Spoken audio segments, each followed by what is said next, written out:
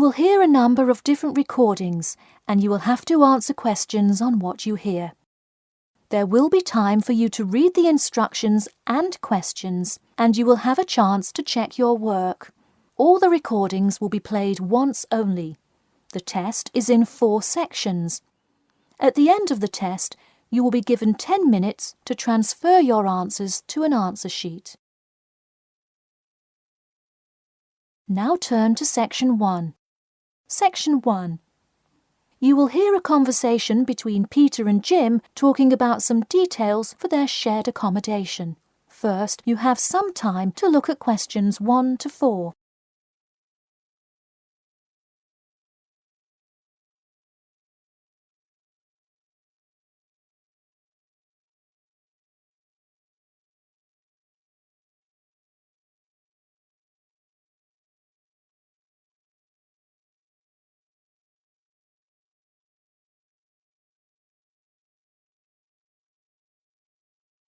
You will see that there is an example which has been done for you.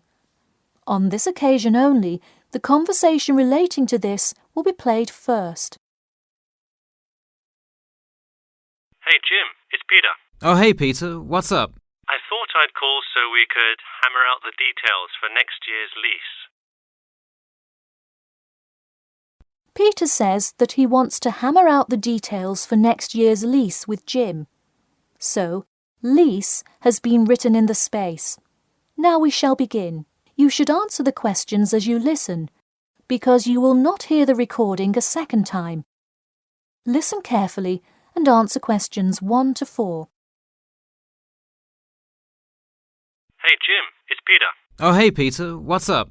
I thought I'd call so we could hammer out the details for next year's lease. That's a good idea. Did we ever decide on how to split the total rent? Well, I was thinking, since my room is bigger, I probably should pay a little more. So I could pay £110 and you could pay £80. Does that sound okay? Considering that my old apartment cost me £100 for a smaller room, I'm definitely all right with that. Hey, I was looking at a map of the area and can't seem to find a bus stop near it. Do you know where we would catch the bus? Well, the bus is actually pretty far from us, but we have that garage that we can park our cars in. Wow, that's great. Convenient parking is hard to find, so we're lucky we have that. Okay, so we have a whole lot of things we'll need to buy when we move in. How do you want to split that up? I was wondering, do you still work at the supermarket? Yep, every Tuesday and Saturday. Would you be able to buy things from there if I sent you a shopping list? Sure, I can do that. Great. Then I can take care of whatever else we need that you wouldn't get at a supermarket. If you want, I'll pick you up from work that day and we can go to the apartment together. Oh, that would be great, thanks. No problem. That way we can split the cost of petrol. Works for me. It's so expensive these days, isn't it? It's downright obscene. Before you hear the rest of the conversation, you have some time to look at questions 5 to 10.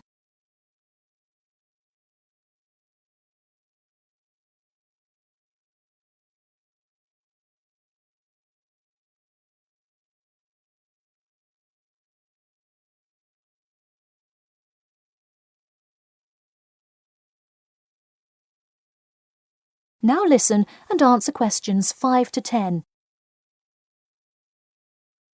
So let's figure out what appliances we need. Do we have a microwave? Yes, the landlord's providing that for us. Hey, do you still have that space heater, though? We need one for the kitchen since it's not connected to the central heating. All right, I'll bring that. Anything else? Well, I have some dining room and living room furniture I can bring, so that should take care of most of the big stuff. You know what we do need, though? Could you bring a toaster? I actually don't have one. It doesn't come with the microwave. No, the landlord is only supplying the microwave. It would really help if you could bring one. Okay, I'll pick one up at the store. You know, I also have this cool antique rotary phone that would be a cool addition to the apartment, sort of as decoration and utility. Oh, cool. The only thing is, we'd have to put it in the kitchen unless you want it in your room. Why not put it in the living room? The living room's too loud to have a phone conversation. The noise sort of carries, so if one person is trying to watch TV or have friends over, the person on the phone won't be able to hear.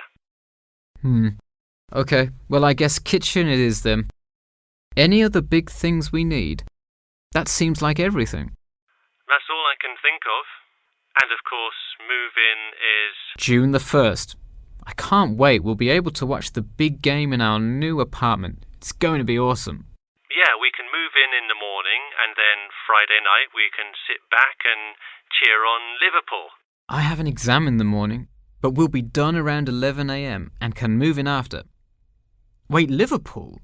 You're joking, right? I thought you were a Manchester United fan. Man U? No way. Liverpool all the way. Oh no, I don't know if I can live with a Liverpool fan. That is the end of section 1. You now have half a minute to check your answers.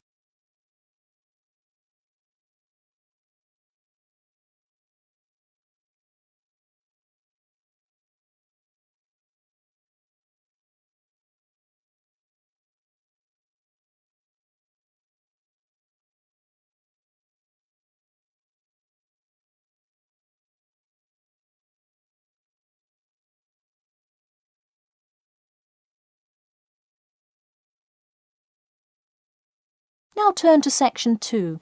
Section 2. You'll hear an HR representative of Earn and Learn giving some information about her company. First, you have some time to look at questions 11 to 16.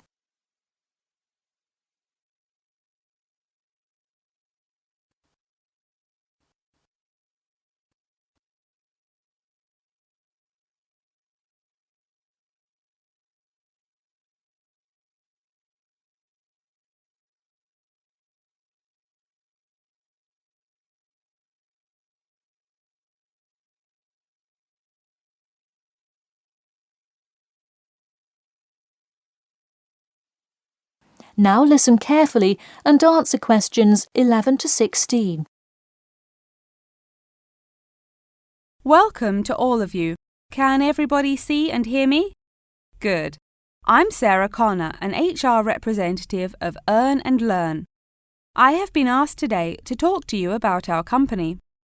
So, for those of you who don't know very much about the company, let me start by giving you some basic information about it. Earn and Learn started nearly 20 years ago. It is not a charity but a for-profit company that enables promising entrepreneurs to make money while travelling. During the past 10 years, it has grown rapidly and has gained great influence in most countries of the world. We have a partnership with the school and take a large number of recent graduates from the business school. So, if you are a recent graduate, I'd say you can consider applying to our company. Before your application, you might be curious about what sort of places you could go to. There are 4 main locations, but you also have the freedom to submit a different location, and if they can make the necessary arrangements, you can go. The first country Earn and Learn established locations was the US, where you may choose from multiple locations, as long as you can commit to their more rigid schedule of August to December. Also, you could do the Australia internship. That one is really cool. You work at a wildlife shelter and learn about the business practices of non-profit organisations. You do have to be willing to commit 8 months for that one, though. Perhaps that's a long time to be so far away, but I would say it is really an amazing opportunity. I don't know whether some of you are in decent physical shape. If so, the South Africa internship is another exciting one. You learn a lot about sustainable farming, but you would be doing some of the manual labour involved in maintaining a farm. Indeed, it's hard work, but I think you would definitely be able to do it. It may be wise to wait until after their summer is over, so it's not so terribly hot. In addition, there is a most recently established location in India. This one gives you more of a study abroad feel, given that they arrange a host family for you to stay with. In the other locations, You live in an apartment with other interns, so this is definitely a unique experience. Before you hear the rest of the talk, you have some time to look at questions 17 to 20.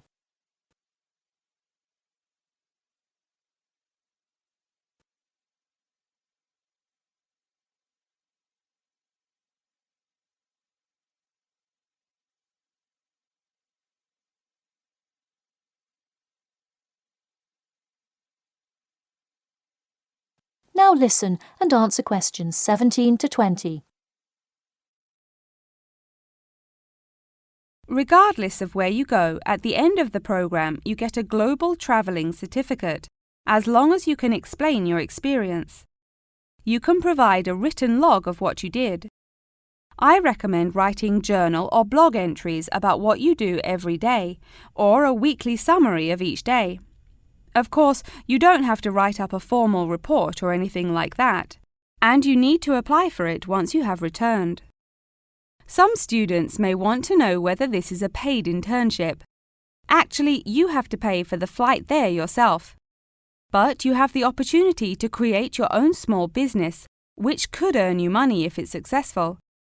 So basically, you pay for it all up front, but when you're there, you can find ways to make money. That is to say, you pay for 2/3 of the cost up front as a deposit, and then give the final instalment 1 month prior to your return. Finally, I have to remind you that you need a health check before you go, to make sure you're not going to spread any communicable diseases. In addition, before you go, you don't have to attend any meetings or workshops. You'll meet everyone you'll be working with once you get there. Okay, well, that's all I've time for today. Thanks for listening, and I'm happy to take any questions if you have them. That is the end of section 2. You now have half a minute to check your answers.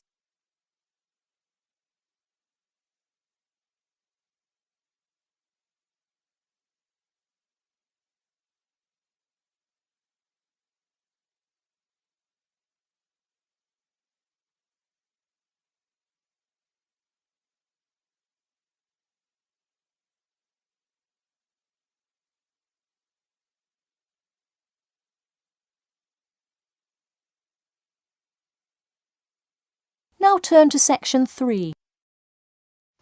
Section 3. You will hear a student called Margaret Parkinson talking about the class she missed on Thursday with her professor. First, you have some time to look at questions 21 to 26.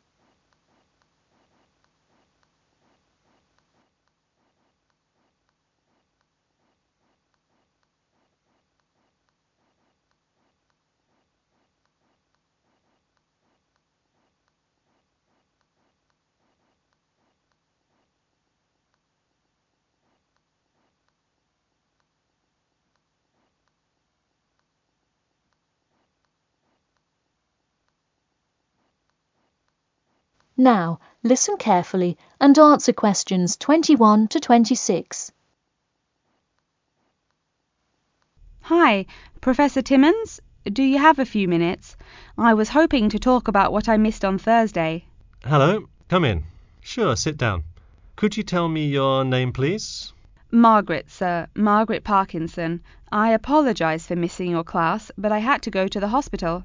I'm sorry to hear that. Everything is okay now, though, I hope? Yes, thanks. Glad to hear it. So on Thursday, I outlined the research project that will account for 30% of your grade. All students will be divided into groups and will give a well-researched presentation to the class covering a specific topic relevant to student life. Oh, that sounds interesting. Can we choose just any topic that pertains to life as a student, like how to start your own student organisation? Well, though I'm sure that would be an informative presentation, I've already chosen a list of topics which I will assign. As an example, I assigned one group the topic of student loans. They're to research not just the prevalence of students who have loans to pay for their tuition, but information as to how best to manage these loans and possible scholarships that could alleviate some of the financial burden. That one sounds particularly interesting to me. Could I request that topic? I could easily find out a lot about it by stopping by the finance office on my way to class. Unfortunately, that one's already taken by another group. I have, however, assigned you to a group and given you all one of two choices. Oh, I see. What are the choices? The first is discussing smoking, trends in the number of student smokers compared with the general population, popular reasons students take up smoking, and more healthy alternatives to smoking. That one could be interesting. I'm not a smoker myself, but we'll see what my group thinks. If we did choose this topic, we would rather not put our fellow students on the spot to interview them. Where else could we gather information? How about where the cigarettes are sold? Oh, that's a great idea. I could interview the manager of a supermarket and find out the average age of people buying cigarettes, or how much they buy, that sort of thing. Precisely. Okay, I'll keep that in mind. And what was the other topic? The other topic is the practice of natural medicine. It sounds far more specific than the others, but it is more of an exercise of outlining a career path. If your group chooses this, you would cover the specifics of becoming a doctor of natural medicine, how to become licensed to practice natural medicine, what the career outlook is, etc.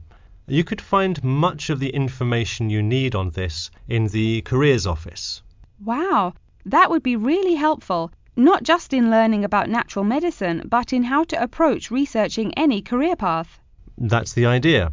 I want groups to really think outside the box to find information on their topics.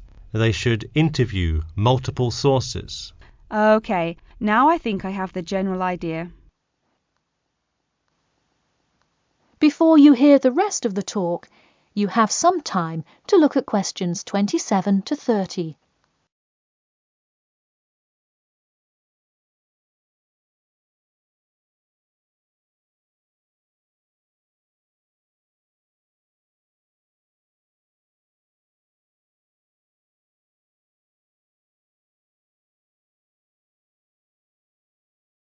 Now listen carefully and answer questions 27 to 30. When is the presentation due? I expect each group to send me an email attachment of the plan ahead of time by October 10th, so that I can ensure that you are on the right track. Oh, that's actually really reassuring. I would hate to spend so much time on a presentation only to find we had taken it in the wrong direction. So when is the presentation? I let groups choose from the list of time slots I have between November 1st and November 5th. Okay, how about the 3rd? I'll have to check with my group, of course, but maybe we could write a tentative time? Sure, let me take a look. I'm actually booked completely through the 3rd and 4th now. How about sometime in the afternoon of the 5th? Great, how about 2 o'clock? No problem. I'll pencil your group in. Okay, thanks. And to clarify, what exactly is due in the first phase? Before the October deadline, I want your group to have compiled resources and then to provide some initial data analysis to support your claims. Okay, so data analysis is due the 10th of October, and then the Presentation? Yes. The final phase is simply giving the presentation on the 5th of November. All right, I think I have all the information I need. Thanks. You're welcome. See you in class tomorrow. That is the end of section 3. You now have half a minute to check your answers.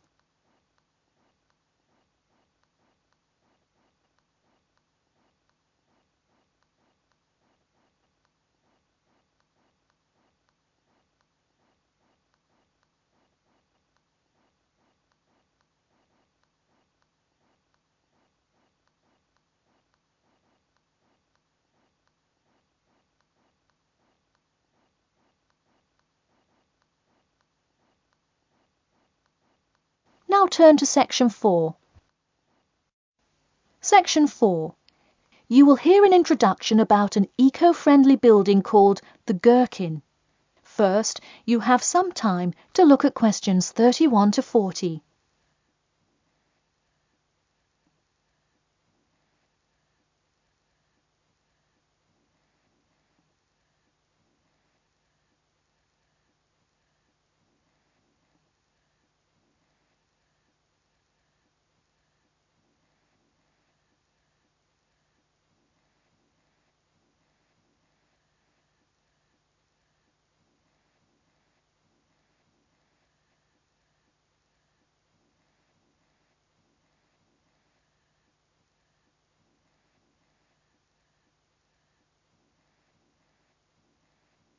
Now, listen carefully and answer questions 31 to 40. Today, I'd like to tell you about how UK architects are playing their part to address the issue of global warming. You have seen many of these iconic buildings while going about your everyday life, but you may not know how they are affecting your tomorrow.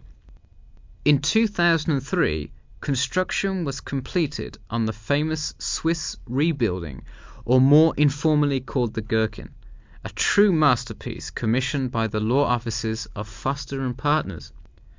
This is not the first ambitious endeavour of the firm. They are renowned for their various philanthropic environmental efforts. The Gherkin, with its cut-and-edge green initiative and sharp design, is gaining recognition as an icon in modern architecture. You can pick it out of the London skyline by its unorthodox cigar shape. While its appearance is the obvious attribute at which to marvel, there is far more to this building than meets the eye. And let's face it, there's a lot about this building that meets the eye. The building helps reduce the city's carbon footprint in a number of ways. Just a quick note, in case you're not familiar with the term carbon footprint, get used to it. It's a buzzword you'll hear relentlessly to talk about reducing emissions. Think of it as the amount of harmful greenhouse gases that are given off into the environment by a single person, organization, or product. So going back to the Gherkin building, perhaps the most obvious as well as the most significant eco-friendly feature is the glass windows, which allow light to pass through the building, both reducing heating costs and brightening up the workspace. The ingenuity behind the various eco-friendly aspects of the Gherkin has seen its fair share of publicity, both from serious and silly sources. In a recent April Fool's Day edition, one e-publication printed a story detailing plans to replace 50% of the current exterior with grass, which would not only make large steps in the name of sustainability, but also give the building the green hue that would truly earn it the nickname of the Gherkin. The only drawback is, as you may have guessed, that this story was an April Fool's Day joke and completely made up.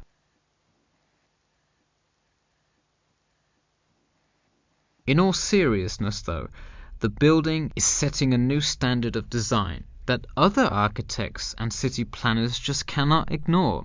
The building's bold and cost-efficient design has won a number of architecture awards, including the Stirling Prize, the London Region Award, and the Empress Skyscraper Award, among others.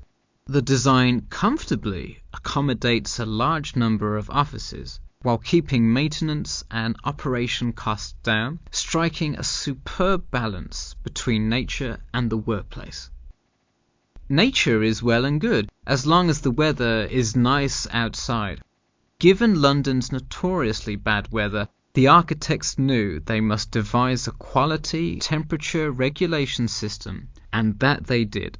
A special system designed to reduce the building's reliance on air conditioning was devised that cuts consumption in half compared to standard office buildings. There are atria that link each floor vertically to one another, forming spiraling spaces up the entire building. They serve not just as social common spaces, but also act as the building's lungs, distributing clean air from the opening panels in the facade through the entire building. The building isn't all business though. It has its fair share of fun as well. At the very top, a club room offers a picturesque entertainment spot for company functions, private parties, etc., with a breathtaking panoramic view of the city. The creation of such an innovative structure has many wondering what the future of urban planning and architecture may be. Well, if the other projects currently commissioned by Foster & Partners are any indication, the entire city constructed with similarly eco-friendly buildings is not far in the distance. The Masdar City development aims to create a desert city that produces zero waste and removes as much carbon dioxide from the atmosphere as it puts in, a huge feat in protecting our Earth. The Gherkin is a truly impressive feat, yet it is not the only one worth noting. Now to move on to another green initiative, I'll tell you about the Eden Foundation building found in Cornwall. That is the end of section 4. You now have half a minute to check your answers.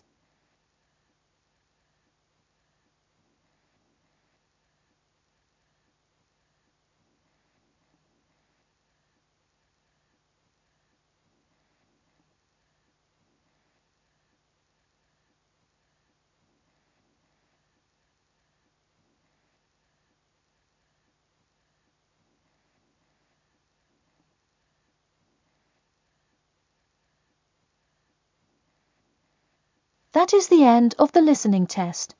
In the IELTS test, you will now have 10 minutes to transfer your answers to an answer sheet.